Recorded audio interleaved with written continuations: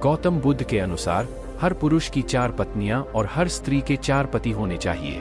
लेकिन आखिर उन्होंने ऐसा क्यों कहा और इसके पीछे का कारण क्या है, इसका जवाब आपको इस कहानी में मिलेगा।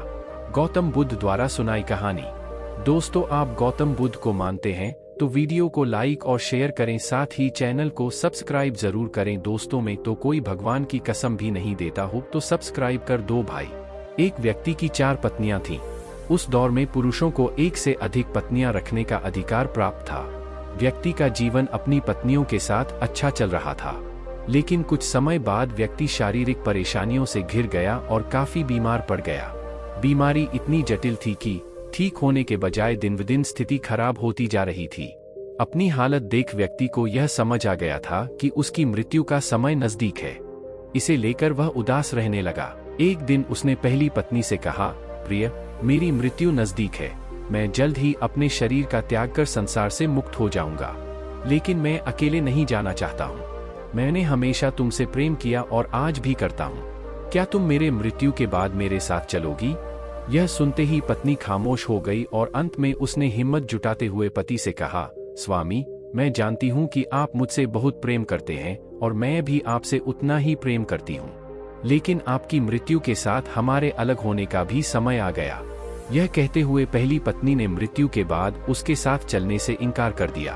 दूसरी पत्नी का जवाब। इसके बाद व्यक्ति अपनी दूसरी पत्नी के पास जाकर उससे भी यही प्रश्न पूछते हुए कहता है, क्या तुम मृत्यु के बाद मेरे साथ चलोगी?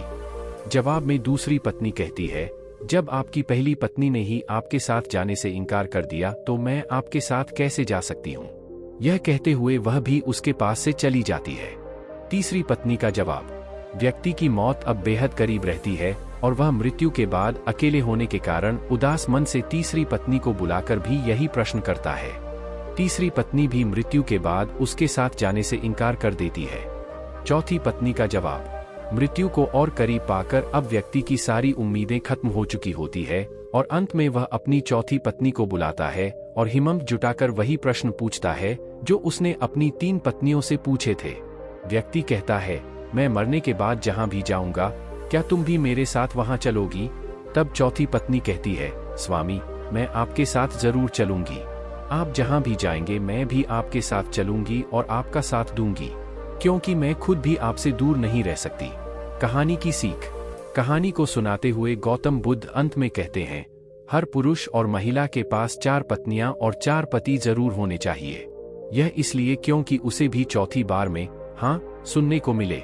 हालांकि कहानी में बताए 4 पति और पत्नी का तात्पर्य यहाँ गौतम बुद्ध ने जीवन के पहलू को बताया है।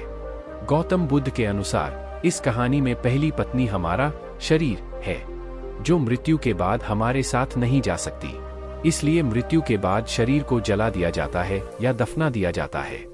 दूसरी पत्नी है हमारा भाग्य है। मृत्यु के बाद हमारा भाग्य भी यहीं छूट जाता है और हम उसे साथ नहीं लेकर जा सकते हैं।